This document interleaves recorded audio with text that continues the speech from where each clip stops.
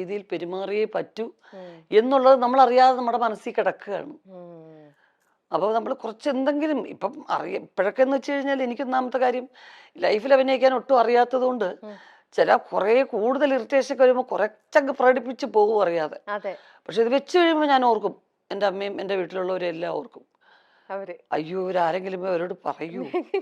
പിന്നത്തെ കുറ്റബോധം മുഴുവൻ അതാണ്. പിന്നെ അവരെ ഒന്നും ഇങ്ങനെ പാച്ചപ്പ് ചെയ്തെടുക്കും. പക്ഷെ ഞാൻ അങ്ങനെ പറഞ്ഞല്ല കേട്ടോ, ഇങ്ങനെയല്ല കേട്ടോ. പക്ഷെ നമ്മുടെ കുടുംബാന്തരീക്ഷം തന്നെയാണ് നമ്മളുടെ പല മാറ്റങ്ങൾക്കും കാര്യം. തീർച്ചയായിട്ടും ഈ കൽപ്പന ചേച്ചി രഞ്ജിനി ചേച്ചിയായിട്ട് എനിക്ക് നല്ല അടുപ്പമുണ്ട്. നല്ല ചേച്ചിനെ ഞാൻ ആദ്യമായിട്ട് ഇങ്ങനെ മീറ്റ് ചെയ്യണത്. പക്ഷെ ഒരുപാട് ഷോസും കാര്യങ്ങളൊക്കെ ആയിട്ട് കൽപ്പന ചേച്ചിയുടെ ഒക്കെ ഒരുപാട് ചെയ്തിട്ടുള്ളതുകൊണ്ട് എപ്പോഴും ഇങ്ങനെ വിശേഷങ്ങളും കാര്യങ്ങളും അപ്പോഴൊക്കെ ചേച്ചിയാണ് ഞങ്ങളുടെ ഇടയിൽ. എപ്പോഴും അതിനിടയിൽ ഉർവശി എന്നുള്ള പേര് പറയാതെ പോവുകയില്ല, എപ്പോഴും ഇങ്ങനെ പറയും. ഈയിടെയും കൂടെ രഞ്ജിനി ചേച്ചിനെ ഞാനൊരു ഇന്റർവ്യൂ കൂടെ ചെയ്തിരുന്നു. അപ്പോൾ ഈ നിങ്ങളെല്ലാവരും എന്ന് പറയുമ്പോഴും നിങ്ങൾക്ക് എല്ലാവർക്കും ഒരു വല്ലാത്തൊരു ചാമുണ്ട് ചേച്ചി. നിങ്ങൾ 3 പേരിലും നമ്മളെ എല്ലാവരും ഇപ്പോഴും ആ ഇഷ്ടം വെക്കുന്നതിൽ ഒരു വല്ലാത്തൊരു മാജിക് പവറാണ്. ഞാൻ എന്നെ എപ്പോഴും ആലോചിക്കും, നിങ്ങളുടെ ബ്ലഡ് എടുത്ത് വേറൊരാൾക്ക് കൊടുത്താലും ഇതിങ്ങനെ തന്നെ കിട്ടും. നിങ്ങൾ എല്ലാവർക്കും ഇതേപോലെ ചിരിച്ച മുഖത്തോടെ ഇരിക്കാനും മറ്റുള്ളവരെ ചിരിപ്പിക്കാൻ എന്നൊക്കെ പറയുന്നത് ഒട്ടും തന്നെ ഈസി ആയിട്ടുള്ള ഒരു കാര്യമല്ല. പക്ഷെ നിങ്ങൾ എത്ര ഈസി ആയിട്ടാണ് മറ്റുള്ളവരെ ചിരിപ്പിച്ചുകൊണ്ടിരിക്കുന്നത്. അതൊക്കെ ആ ഒരു some magic power runs in the blood എന്നൊക്കെ പറയുന്നത്. അത് എൻ്റെ അമ്മ തന്നെയാണ് അതിന്റെ കാരണം. അച്ഛനും വളരെ സരസനായിരുന്നു, കലാകാരനായിരുന്നു. രണ്ടുപേരും ആർട്ടിസ്റ്റ് അല്ലേ. അറിയാം. അപ്പൊ അത് തന്നെയാണ് ബേസ്. പക്ഷെ അമ്മ എപ്പോഴും ചിരിക്കാനും ചിരിപ്പിക്കാനും ഇഷ്ടമുള്ള ആളായിരുന്നു. ഇപ്പോഴും അത് തന്നെയാണ്. നമ്മളൊക്കെ ഇങ്ങനെ എല്ലാവരും കൂടി ഇരുന്ന് ഗൗരവത്തിൽ സംസാരിക്കുന്നത് എൻ്റെ അമ്മയ്ക്ക് ഇഷ്ടമല്ല. എന്തെങ്കിലും കുറച്ച് ഭയങ്കര ഗൗരവമുള്ള ഈ കരച്ചിൽ പടങ്ങളൊന്നും എൻ്റെ അമ്മ കാണത്തില്ല. മക്കളെ മാറ്റത്, ആ ചാനൽ മാറ്റുക, അല്ലെങ്കിലേ ഉണ്ട് നമുക്ക് പ്രശ്നങ്ങൾ. ഇത് കരഞ്ഞുകൊണ്ടിരിക്കാൻ വയ്യ. ഉള്ളൊഴുക്ക് കണ്ടിട്ടില്ല എൻ്റെ അമ്മ, കലശേച്ചി കണ്ടിട്ടില്ല, എൻ്റെ വീട്ടിൽ ആരും കണ്ടിട്ടില്ല. അങ്ങനെയുള്ള എൻ്റെ സിനിമകളും കാണത്തില്ല. അങ്ങനത്തെ ഒരു പ്രശ്നമുണ്ട്. അപ്പൊ അമ്മയ്ക്ക് റെസ്ലിംഗ് കാണത്തില്ല എൻ്റെ അമ്മ. എൻ്റെ അമ്മ പറഞ്ഞ് മനസ്സിലായിരുന്നു ബ്രദേഴ്സൊക്കെ അതൊക്കെ ഒരു അവര് കറക്റ്റായിട്ട് റിഹേഴ്സൽ ചെയ്തിട്ട് അമ്മ ചെയ്യുന്നേ. അതൊന്നും അവർക്ക് അങ്ങനെ നോവത്തൊന്നുമില്ല. അതെല്ലാം അവർ പ്രാക്ടീസ് ചെയ്യണത്. വേണ്ട വേണ്ട വേണ്ട, മനുഷ്യൻ കൂടെ അടിച്ച് ചാവുന്നത് കാണാൻ വയ്യ. അവൻ നെറ്റിന്റെ മുകളിൽ കയറി താഴെ അവൻ്റെ നെഞ്ചത്തോട്ട് ചാടുന്നു. വേണ്ട, എനിക്ക് കാണുകയോ വേണ്ട എന്ന് പറയും. അപ്പൊ അത്രയും ഒരു പോസിറ്റീവ് അറ്റ്മോസ്ഫിയർ ഇഷ്ടപ്പെടുന്ന ഒരാളാണ് എൻ്റെ അമ്മ.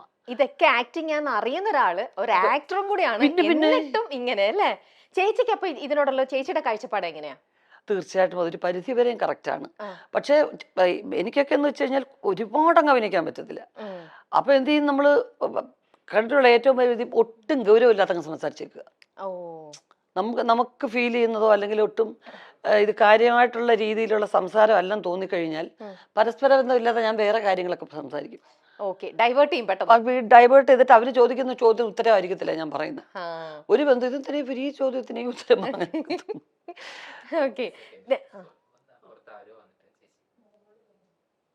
വന്നിട്ടുണ്ടോ?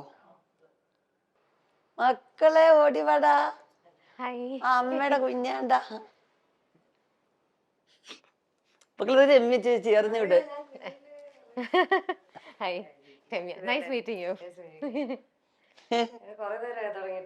കുറച്ചേരെ മക്കളെ അമ്മയ്ക്കും കൂടെ അധികം സ്പൈസി ഇല്ലാത്തെന്തെങ്കിലും അമ്മയ്ക്കും കൂടെ ഓർഡർ ചെയ്യാം. അമ്മ കുറച്ച് പുളിശ്ശേരി കുഞ്ഞിനും കൂടെ ഓർഡർ ചെയ്തോ. മേളിലുണ്ടോടാ, എല്ലാം വലിച്ചു വാരിയിട്ടേക്കാ മുകളിലത്തെ റൂം കേട്ടാ. ചേച്ചി, നിങ്ങളുടെ കൂടെ ഏറ്റവും കൂടുതൽ നർമ്മം അല്ലെങ്കിൽ ഭയങ്കര എന്താ പറയാ ഹ്യൂമർ സെൻസും കൗണ്ടറൊക്കെ പറയണത് നിങ്ങളിൽ ആരാ? കൽപ്പന ചേച്ചി ആണോ? അയ്യോ, മിനി ചേച്ചി കൊച്ചിലെ മുതലേ അവളുടെ പേരൊക്കെ വേളൂർ കൃഷ്ണൻകുട്ടി ഞങ്ങളുടെ പിന്നെ കഥയുടെ പേരുകളിലൊക്കെ അവൾ അറിയപ്പെട്ടിരുന്നത്. ആൾക്കൂട്ടത്തിൽ ഏലിയമ്മ അങ്ങനെയൊക്കെയാ വിളിച്ചിരുന്നത്. കാരണം വെച്ചാൽ എവിടെ ആൾക്കൂട്ടം ബഹളം ഉണ്ടെങ്കിൽ അതിൻ്റെ ഇടയ്ക്ക് വരും. എന്താ നിങ്ങളെ കാര്യം, എന്നിട്ട് ന്യൂസ് എത്തിക്കാനാ. എന്നിട്ട് വണ്ടി ഇടിച്ചപ്പോ എന്തോ പറ്റി എല്ലാത്തിനും പറഞ്ഞിട്ട് പോപ്പുലർ ആയിരുന്നു കൽപ്പന ചേച്ചി. ചെറുപ്പം മുതൽ അങ്ങനെ തന്നെയായിരുന്നു. ഞാൻ ഈയിടെ രഞ്ജിനി ചേച്ചിയുടെ ഒരു ഇന്റർവ്യൂ എടുത്തിരുന്നു. കല ചേച്ചി, നിങ്ങളുടെ വീട്ടിൽ ഏറ്റവും കൂടുതൽ ഹ്യൂമർ സെൻസ് ആർക്കായിരിക്കും? കൽപ്പന ആണല്ലേ? രഞ്ജിനി ചേച്ചി ഇത് തന്നെയാ പറഞ്ഞേ. നല്ലോണം ഇമിറ്റേറ്റ് ചെയ്യും. നമുക്ക് തോന്നും ആ ആളാണോ നമ്മുടെ മുമ്പിൽ ഇരിക്കുന്നതെന്ന് തോന്നും. സുന്ദരമായിട്ട് ഇമിറ്റേറ്റ് ചെയ്യും. അവര് നടക്കുന്ന പോലെ. അത് ചെറുപ്പം മുതലേ എല്ലാവരും ഇമിറ്റേറ്റ് ചെയ്യും. എൻ്റെ അച്ഛൻ്റെ അമ്മയ്ക്ക് അങ്ങനെ വലുതായിട്ട് സിനിമയൊന്നും കാണത്തില്ല. ഈ ഭക്തി സീരിയലൊക്കെ മഹാഭാരതമൊക്കെ എന്ന് പറഞ്ഞ് തമ്പുരാനേ അതേ വാസുദേവായ എന്നൊക്കെ പറഞ്ഞ് മന്ത്രമൊക്കെ ജപിക്കും. പണ്ട് മഹാഭാരതത്തിന് ഒരു ഗ്ലോബൊക്കെ വരുമല്ലോ, അപ്പൊ അത് പറ്റിക്കുക. ഉമ്മ എണീക്കുമ്മ, കൃഷ്ണൻ മരുന്നമ്മ എണീക്കുമ്മ, തമ്പുരാനെ എന്താ, അതൊക്കെ തൊഴും. അത് വേഷമാണോ ഇതാണെന്നുള്ള അത്ര ഇന്നസെന്റ് ആൾക്കാരായിരുന്നു നാട്ടുപുറത്തെ ശരിക്കും. അപ്പൊ രണ്ടുപേര് ഹഗ് ചെയ്യുന്നത് ഫിലിം ഒട്ടിച്ചിട്ടാണ് എന്നാണ് മിനി ചേച്ചിയെ പറഞ്ഞു അവതരിപ്പിച്ചിരിക്കുന്നത്. ഓ, കാരണം ഇതൊക്കെ എല്ലാം ഒറിജിനലാണെന്ന് പറഞ്ഞ ഞങ്ങളൊക്കെ അഭിനയിക്കല്ലേ. എന്തുവായത് ഇങ്ങനെ അങ്ങ് കെട്ടിപ്പിടിക്കുവോ, എന്തൊരു മോശമായത്, അത് മാറ്റത്, പിള്ളേര് വഷളാവാതെ എന്ന് പറയും. അപ്പൊ ഉടനെ ഞങ്ങളൊരു അമ്മമ്മ അങ്ങനെയല്ല അമ്മമ്മ, ഇവിടെ ഒരാൾ നിൽക്കും, ഇവിടെ ഒരാൾ, എന്നിട്ട് ഈ ഫിലിം ഇങ്ങനെ ഒട്ടിക്കും അമ്മമ്മ എന്ന് പറഞ്ഞ് പറ്റിക്കും. മിനി ചേച്ചി ഇത് പറഞ്ഞ് അഭിനയിച്ച് പറ്റിക്കുന്നേ. എന്നിട്ട് പക്ഷെ വർഷങ്ങൾക്ക് ശേഷം എനിക്കത് ഒരനുഭവത്തിൽ വന്നു. അപ്പൊ ഞാൻ ആലോചിച്ചു, അയ്യോ പണ്ട് മിനി ചേച്ചി പറഞ്ഞൊരു തോന്നുന്നു. കാരണം മുരളിച്ചേട്ടൻ ഞാനും കൂടെ വെങ്കലത്തിലൊരു സംഗതി വരും. അപ്പൊ വെങ്കലത്തിലൊരു ഭയങ്കര മൊശടനായിട്ടുള്ള ഒരാളായിട്ടാണ് മുരളിച്ചേട്ടൻ. കല്യാണം വേണ്ട. അപ്പൊ ഒരു ഫസ്റ്റ് നൈറ്റ് സീക്വൻസ് ആണ്. അപ്പൊ ഞാൻ കൊച്ചാട്ടാന്നാ വിളിക്കുന്നത്, എന്റെ ബന്ധുവും കൂടാ. കൊച്ചാട്ടൻ എൻ്റെ കൂടെ ലവ് സീൻ അഭിനയിക്കാൻ വലിയ പാടാണ്. അപ്പൊ ഞാനും പറഞ്ഞു എനിക്ക് ഇപ്പൊ ഞാനും ലവ് സീൻ അഭിനയിക്കാൻ ഭയങ്കര മോശം, അത് പറഞ്ഞെങ്കിലും അറിയാം. പങ്കിള് പറഞ്ഞു ഇപ്പൊ ഇത് എടുക്കാണ്ടിരിക്കാൻ നിവൃത്തിയില്ലല്ലോ. പിന്നെ ഇങ്ങനെ ആലോചിച്ചിട്ടാണ് എൻ്റെ ഒരു ശില്പം വെച്ചിട്ട് എന്റെ ദേഹത്ത് തൊടുന്നതും ഒക്കെ ആ ശില്പത്തിനെ തൊടുന്നതായിട്ടാണ് കാണിച്ചിരിക്കുന്നത്. പിന്നെ രണ്ടുപേരും ഇങ്ങനെ ഹഗ് ചെയ്യുന്നൊരു സീക്വൻസ് ഉണ്ട്. അതിന് മുരളിച്ചേട്ടൻ അത്രയും ദൂരം അവിടെ, ഞാനിവിടെ, രണ്ട് ഷാഡോ പ്ലേ പോലെ. കറക്റ്റ് മുരളിച്ചേട്ടൻ അവിടുന്ന് ഇങ്ങനെ എണീറ്റ് വരും ആ ഭാഗത്തുനിന്ന്, ഞാൻ ഇവിടുന്ന് ഇങ്ങനെ എണീറ്റ് പോവും, എന്നിട്ട് ഹഗ് ചെയ്യും. നിഴല് കാണുമ്പോ രണ്ടുപേരും അടുത്തിരുന്ന് ഹഗ് ചെയ്യുന്ന പോലെ. ഓ, ഇങ്ങനെയൊക്കെ ചെയ്തിട്ടുണ്ട്. എടുത്തിട്ടുണ്ട്. ഇതൊക്കെ ക്യാമറ ടെക്നിക്സ് എന്നൊക്കെ പറയുന്നത്. തീർച്ചയായിട്ടും. ഇന്നും വേണമെങ്കിൽ അങ്ങനെ ചെയ്യാം, അങ്ങനെ ചെയ്യാലോ, തീർച്ചയായിട്ടും ചെയ്യാലോ. കാരണം ഞങ്ങൾക്ക് രണ്ടുപേർക്ക് അഭിനയിക്കാൻ പറ്റില്ല. ഞാൻ ബേസിക്കായിട്ട് എനിക്ക് അങ്ങനെയുള്ള സീക്വൻസ് വലിയ പാടാണ്. കാരണം ഒന്നാമത് എല്ലാവരും എന്നെ അത്ര വാത്സല്യത്തോടു കൂടിയാണ് സെറ്റ് കണ്ടിരിക്കുന്നത്. എന്നെ ആരും ഉർവശി എന്ന് വിളിക്കുന്ന ഈ ജനറേഷനിലുള്ളവരേ ഉള്ളൂ. അന്നെല്ലാം പൊടിമുളയെന്നാണ് വിളിച്ചിരുന്നത്. അപ്പൊ എനിക്ക് ഭയങ്കര കുറച്ചിലാണ് എനിക്ക് ലവ് സീൻ അഭിനയിക്കാൻ. അപ്പം ബെർലിച്ചേട്ടായിട്ട് പറഞ്ഞ ഈ കൊച്ചിന്റെ കൂടെ ചെയ്യാനേ പറ്റത്തില്ല, നടക്കത്തെ അത് നമുക്ക് വേറെ എന്തെങ്കിലും ചെയ്താൽ മതി, പറ്റത്തില്ല എന്ന് പറഞ്ഞു. അപ്പം അങ്ങനെയൊക്കെ പറ്റിക്കും. എന്നിട്ട് അമ്മൂമ്മയെ പോലും പറ്റിട്ട്, അമ്മൂമ്മയ്ക്ക് സിൽക്ക് സ്മിത എന്നാ പേരിട്ടിരുന്നത്. കാരണം നല്ല ഷേപ്പാണ്, നല്ല കൊച്ചു രൂപം, ഇത്രേ ഉള്ളൂ. എൻ്റെ അച്ഛൻ 6 അടി 3 ഇഞ്ച് ഹൈറ്റാ, അമ്മൂമ്മ ഇത്രേ ഉള്ളൂ, കൊച്ചാണ്. പക്ഷെ ബ്ലൗസും ഇങ്ങനെ മുണ്ടും മാത്രമല്ലേ ഉടുക്കുള്ളൂ. അപ്പൊ ഇടയ്ക്കിടയ്ക്ക് വയറ്റിലൊക്കെ പോയി തട്ട് സിൽക്ക് സ്മിത വയറെന്ന് പറയും. ഇത് ആരാ സിൽക്ക് സ്മിത, എൻ്റെ മോൾക്ക് അറിയത്തില്ല. അവസാനം വരെ ചോദിക്കുമായിരുന്നു, ഇത് ആരാ ഈ സിൽക്ക് സ്മിത എന്ന് ചോദിക്കുക. അപ്പൊ എപ്പോഴും ഒരു ചിരിക്കുന്ന അന്തരീക്ഷം മിനി ചേച്ചി ഉള്ളിടത്തുണ്ട്. അത് ചേച്ചിയുടെ പ്രസൻസ് വരുമ്പോ, അത് ഇപ്പം നമുക്ക് അറിയുന്ന കാര്യമാണ്, ചേച്ചി പ്രസൻസ് വരുമ്പോ വല്ലാത്തൊരു പോസിറ്റിവിറ്റിയും ഒരു വൈബും ഫുൾ ചിരിയും മേളവും. എത്ര വിഷമവും എത്ര ടെൻഷനും നമുക്കുണ്ടെങ്കിൽ അതെല്ലാം നമ്മൾ മറന്നു പോകും. അതൊക്കെ ശരിക്കും ഒരു ദൈവത്തിന്റെ ഒരു അനുഗ്രഹം തന്നെയാണ്. നമുക്ക് ആ ഒരു പോസിറ്റിവിറ്റി മറ്റുള്ളവർക്ക് സ്പ്രെഡ് ചെയ്യാൻ പറ്റും. കുടുംബത്തിൽ നമുക്കൊരു സ്വാതന്ത്ര്യം ഉണ്ടാവുക, കുടുംബത്തിൽ രസകരമായിട്ടുള്ള കാര്യങ്ങൾ നമ്മുടെ കുടുംബത്തിൽ നടക്കുക എന്ന് പറയുന്നത് അതൊരു വലിയ കാര്യം. ചേച്ചി, ഇന്ന് നമ്മുടെ മൈൽ സ്റ്റോണിൽ ഇന്ന് രാവിലെ ഇന്റർവ്യൂ ചെയ്ത മനോജ് ചേട്ടന്റെ ഒരു ഇന്റർവ്യൂ ഉണ്ടായിരുന്നു. അതിനകത്ത് ചേട്ടൻ പറഞ്ഞിട്ടുണ്ട് മോൾക്ക് അഭിനയത്തിലേക്ക് വരാനായിട്ട് ഭയങ്കര ഇൻട്രസ്റ്റ് ആണ്. അപ്പൊ അത് വേണ്ടിയിട്ട് ഞാൻ അവൾക്ക് വേണ്ടിയിട്ട് വനിതയിൽ വിളിച്ചിട്ടൊരു ഫോട്ടോ ഷൂട്ട് ഞാൻ അറേഞ്ച് ചെയ്ത് കൊടുത്തു എന്നൊക്കെ പറഞ്ഞ്. ഇപ്പോ നമ്മുടെ ഈ വിമർശകരും ഒരുപാടുണ്ടല്ലോ. നമ്മുടെ ഇന്നത്തെ നിങ്ങൾ എന്ത് അനങ്ങിയാലും മിണ്ടാതിരുന്നാലും എന്തിനും എല്ലാത്തിനും വിമർശിക്കുന്ന സമൂഹവും ഉണ്ട് നമ്മുടെ കൂടെ. ഇപ്പൊ പറയുന്ന എല്ലാവരും യൂഷ്വലി യൂസ് ചെയ്യുന്ന ഒരു വേർഡാണ് നെപ്പോട്ടിസം എന്ന് പറയുന്നത്. അച്ഛന്മാര് ഫീൽഡിൽ നിൽക്കുമ്പോൾ മക്കൾ അതിനകത്തേക്ക് സ്വാഭാവികമായിട്ട് വരും. എന്താ, ഡോക്ടേഴ്സിന്റെ മക്കളും ഡോക്ടേഴ്സ് ആവുന്നുണ്ട്, ടീച്ചേഴ്സിന്റെ മക്കൾ ടീച്ചർ ആവുന്നുണ്ട്. പക്ഷെ സിനിമയിൽ ഇപ്പൊ നമ്മൾ കൂടുതലായിട്ടും സിനിമയിലുള്ളവരുടെ ഒക്കെ മക്കള് ഇതിലിപ്പോ സജീവമായിട്ട് ഇപ്പൊ ഒരുപാട് പേരെ നമുക്ക് എണ്ണത്തിൽ ഉണ്ട്. അതുകൊണ്ട് തന്നെ സോക്കോൾഡ് ഇപ്പൊ എല്ലാവരും പറഞ്ഞത് നെപ്പോ കിഡ് എന്ന് പറഞ്ഞിട്ട് നെപ്പോ കിഡ്സ് എന്നുള്ള ഇതിലേക്ക് വരുന്നു. ചേച്ചിക്കും ഇപ്പം നിങ്ങളുടെ മകള് ഇതിലേക്ക് വരികയാണെന്നുണ്ടെങ്കിൽ ഇത്തരത്തിലുള്ള വിമർശനം മറ്റേ സൈഡിൽ നിൽക്കുകയും ചെയ്യുമ്പോൾ ചേച്ചി ഇതിനെ എങ്ങനെ കാണുന്നത്?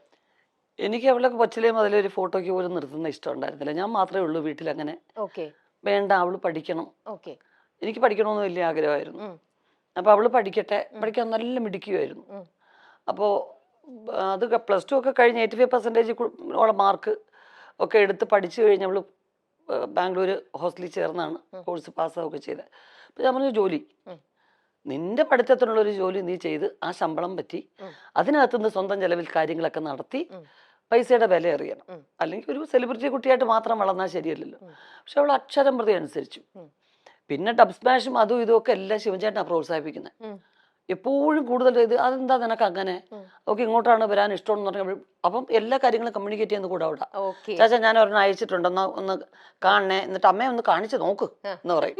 ഓക്കെ അപ്പൊ ഞാനിത് വലിയ ശ്രദ്ധിക്കുന്നതായിട്ട് ഭാവിക്കത്തൊന്നുമില്ലായിരുന്നു.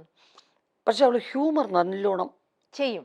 മിനി ചേച്ചിയുടെ ഹ്യൂമർ അവൾക്ക് കിട്ടിയിട്ടുണ്ട്. അവളുടെ ബ്ലഡിലല്ലേ അത് അത് ഉള്ളത്. എനിക്ക് അതാണ് എനിക്ക് ഞാൻ അകറ്റി തന്നെ വെച്ചു. കാരണം ഹ്യൂമർ പെർഫോം ചെയ്യാനാണ് ഇഷ്ടം. എന്റെ ഹ്യൂമർ സീൻസ്, മിനി ചേച്ചിയുടെ ഹ്യൂമർ സീൻസ്, ദിലീപിന്റെ ഇതൊക്കെയാ ഡബ് സ്മാഷ് എടുക്കുന്നത്. അല്ലാതെ സീരിയസ് ആയിട്ടുള്ള സീൻസോ ഡാൻസോ അതൊന്നും അല്ല. കുഞ്ഞിലെ മുതൽ അച്ഛൻ്റെ അമ്മയുടെ എന്റെ ആ കട്ട് കട്ട് കട്ട് എന്ന് പറഞ്ഞ സാധനം ആണ് ബിഗിനിങ് ചെയ്തുകൊണ്ടിരുന്നത്. പിന്നെ കിലുക്കത്തിലെ രേവതിയുടെ അപ്പൊ പെനയും അമ്മ മെനയും അതൊക്കെയാണ് എടുക്കുന്നത്. കൊച്ചിലെ ഞാൻ പിന്നെ അവളെ ഉറക്കാനും അവളെ എന്റർടൈൻ ചെയ്യിക്കാനും എടുക്കുന്നത് കിലുക്കത്തിലെ രേവതിയുടെ ഡയലോഗ്സാ. കൊരങ്ങിന് വേണോ അതൊക്കെ ഞാൻ അഭിനയിച്ച് കാണിക്കണം. അപ്പൊ അപ്പം മുതലേ എനിക്കറിയാം ഇവൾക്ക് ഹ്യൂമറിനോടാണ് താല്പര്യം കൂടുതൽ. പിന്നെ വീട്ടിലെപ്പോഴും തമാശ പറയുന്ന ആൾക്കാരല്ലേ. അപ്പൊ എന്നോട് പറഞ്ഞപ്പോ ഞാൻ പറഞ്ഞു ജോലിയൊക്കെ ചെയ്തിട്ടാട്ടെ എന്ന് പറഞ്ഞു. ജോലി ചെയ്തു, ശമ്പളമൊക്കെ വാങ്ങിച്ചു. ഞാൻ 450യുടെ ഒരു ടോപ്പ് എടുത്തു. അപ്പൊ സമാധാനമായി എനിക്ക്. കാരണം ഞങ്ങള് ഷോപ്പിങ്ങിന് കൊണ്ടുപോകുമ്പം അതൊന്നും അല്ല ചെലവ്. അപ്പൊ ഇത് സ്വന്തം ചെലവില് അങ്ങനെ 450 രൂപയുടെ ടോപ്പ് എടുത്തൊക്കെ വലിയ കാര്യമായിട്ട് പറയുന്നുണ്ടല്ലോ. അപ്പൊ അത് കഴിഞ്ഞപ്പോ കഴിഞ്ഞ വർഷം ലാസ്റ്റ് ആയപ്പോ എന്നോട് പറഞ്ഞു, എനിക്ക് അമ്മ എല്ലാരും എന്നെ കമ്പൽ ചെയ്യുന്നു. അവള് ലണ്ടനിലൂടെ ഒരുപാട് ഫ്രണ്ട്സ് ഉണ്ട്, അവളുടെ കൂടെ പഠിച്ചവരും ഒക്കെ. അപ്പൊ അവിടുത്തെ ഫ്രണ്ട്സ് എല്ലാം പറയുന്നു അതെന്തുകൊണ്ട് 9th പഠിച്ചപ്പോ അമ്മ വന്നു അഭിനയിക്കാൻ. അപ്പൊ ഇത്രയായി ജോലിയും കഴിഞ്ഞിട്ട് ഇനി മോളെ അഭിനയിക്കാൻ വിട്ടാൽ എന്താ കുഴപ്പം എന്ന് ചോദിക്കുന്നു. ഞാൻ ഒരു വർഷം ഒന്ന് ട്രൈ ചെയ്ത് നോക്കട്ടെ, ഇല്ലെങ്കിൽ കുഴപ്പമില്ല. നമ്മളെ വിദ്യാഭ്യാസം ആരും എടുത്തോണ്ട് പോകുന്നില്ല. അങ്ങനെ കുറച്ച് ഓഫേഴ്സ് ഉണ്ട്. പിന്നെ നമുക്ക് ഉടനെ കാണാം ബിഗ് സ്ക്രീനില്. അതെ തീർച്ചയായിട്ടും. അങ്ങനെ നല്ലോണം ചൂസ് ചെയ്ത് അവരുടെ ഇഷ്ടം, അവരൊക്കെ സ്മാർട്ടാണ്, അവർക്ക് പറ്റുന്നുണ്ട്. അല്ല ചേച്ചി, ഇന്നിപ്പോ ഒരുപാട് ആക്ടേഴ്സ് ഉണ്ടെങ്കിലും ചേച്ചി പറഞ്ഞാൽ ഈ ഹ്യൂമർ ഹാൻഡിൽ ചെയ്യാൻ എല്ലാവർക്കും പറ്റില്ല. അത് നിങ്ങളെപ്പോലെ ഇത്രയും ടാലന്റഡ് അത് അവളുടെ ബ്ലഡിലുണ്ട്. അപ്പൊ അവൾക്ക് അതിൽ ഇൻട്രസ്റ്റ് ആണെങ്കിൽ ആ ഒരു സ്പേസ് അവൾക്ക് വേണ്ടിയിട്ടുണ്ടാവും എന്തായാലും. അത് നമുക്കെന്താ അറിയോ, ഞങ്ങൾ വന്ന കാലഘട്ടത്തിൽ ലോങ് സ്റ്റാൻഡിങ്ങിന് ഒരുപാട് സ്കോപ്പ് ഉണ്ടായിരുന്നു. പല ആർട്ടിസ്റ്റുകളും അങ്ങനെ നിന്നിട്ടുണ്ട്. സത്യമാണ്. ഇനിയിപ്പോ അങ്ങോട്ടുള്ളവർക്ക് അത്രയും നല്ല സ്ട്രോങ് ക്യാരക്ടേഴ്സ് എഴുതുന്ന റൈറ്റേഴ്സ് ഇനിയും ഉണ്ടാവുമായിരിക്കും തീർച്ചയായിട്ടും. അപ്പം അങ്ങനെ ഉണ്ടാവണം, നല്ല ക്യാരക്ടേഴ്സ് ഉണ്ടാവണം. ഒരു എന്താ പറയുന്നത്, നിങ്ങളുടെ മൈൽ സ്റ്റോൺ പോലെ ഒരു മൈൽ സ്റ്റോൺ ആവുന്ന ഓരോ ക്യാരക്ടേഴ്സ് എങ്കിലും ജീവിതത്തിൽ ഉണ്ടാവണ്ടേ.